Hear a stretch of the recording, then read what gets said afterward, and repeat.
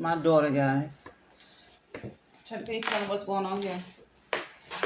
Tell them about safety hazards. And I'm a Michigan safety advisor, and I'm just here giving Shonda some few tips and what to do in case she has a fire. And then she will be already set and will know what to do, and she will have alarm set already.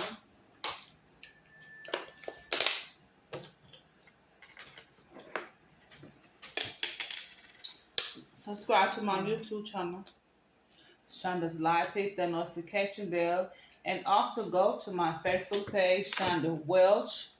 And you will know more about this safety, more about safety fire. She did me an interview, guys, over there as well, but she showed more. I'm fine. I know. But she showed more details, y'all, on the live today. So y'all can go there and watch it. And she really showed how you're supposed to do things when you have a fire down. Okay. Now just know all the information I'm sharing with you comes from experts. Experts. The information comes from people who really knows about what they're talking about. The research has been done on all these organizations, but the one we want to focus on is actual events that happen to real people, just like me and you. So I'm reading as well, so just bear with me. But it's actual events and stuff. So let's talk about the fire problem. There are 4 misconceptions about house fires. The first misconception is it won't happen to me. I never met anyone who thought they would have a house fire. They always think it will happen to somebody else, somebody who smokes, people with low incomes, people with kids, or the elderly. But they always say it won't happen to me. No one thinks about this until when it happens to them. That's right. So they have a fire.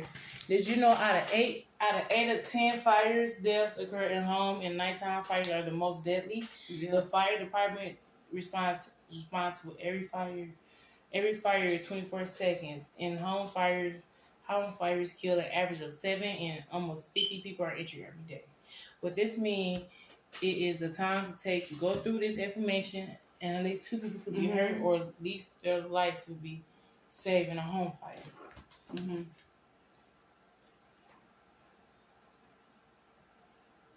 Okay. So could you have a fire? Yeah, I can. When could you have a fire? At any time. You just never know. Anytime. When is the worst time to have a fire? At night.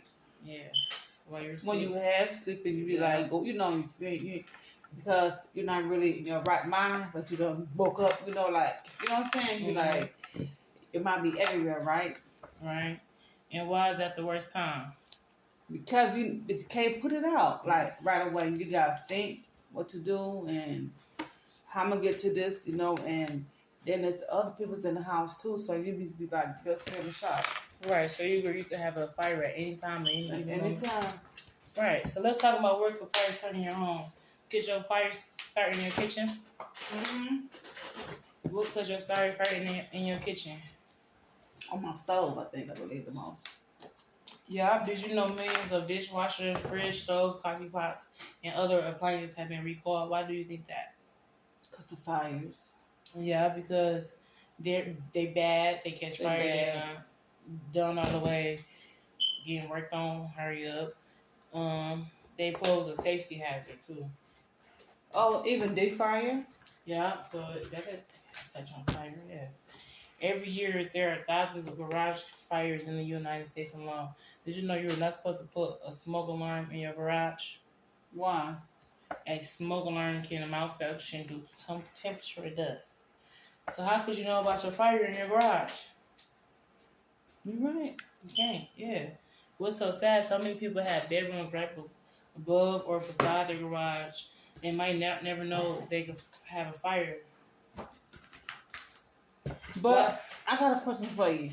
Why you can't have no detector in your garage? Because they said temperature malfunction.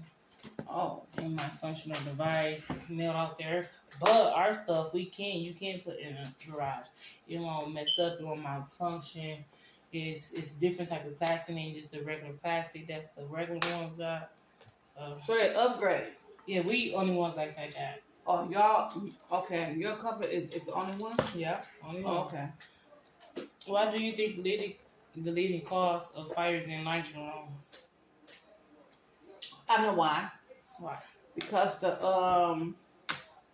when you dry your clothes, Mm-hmm. the dryer might be too hot. You have the dryer. Yeah. Have you seen how much lint builds up inside your dryer? Yeah, it can be a lot. How often do you clean the lint dry?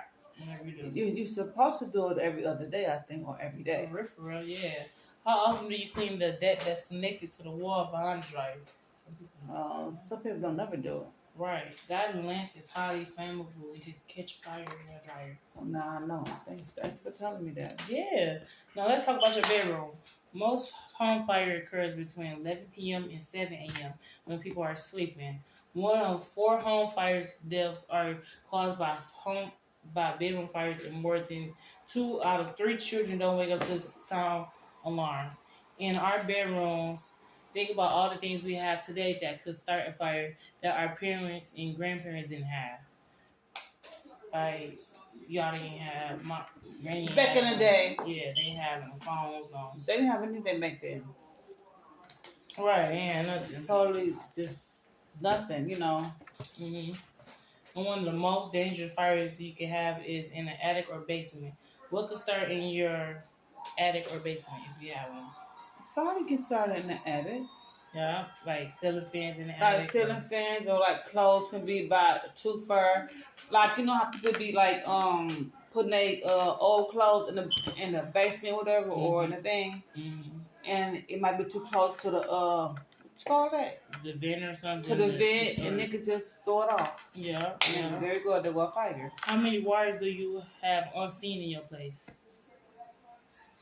Probably a lot. I also don't become like wires here. Right, like, you don't even see we have my stove, like the refrigerator by my stove, but I don't really see anything in here like that. And most people find out about these fires in one or two ways. Someone drives by, see your roof on fire and beats on your door, or after your ceiling or floor does what? Burn. Yep, caveman. How would you like to find out about yours? Yeah, I would love to find about mine. Right away, right? Yeah. Mm-hmm. There's something else that could start a fire in your home that may surprise you. You want to watch the video? Yeah. Okay. Hey guys, I'm still here, y'all. Hope y'all enjoying the video today. My daughter, this is my daughter. This is her job. This is her job.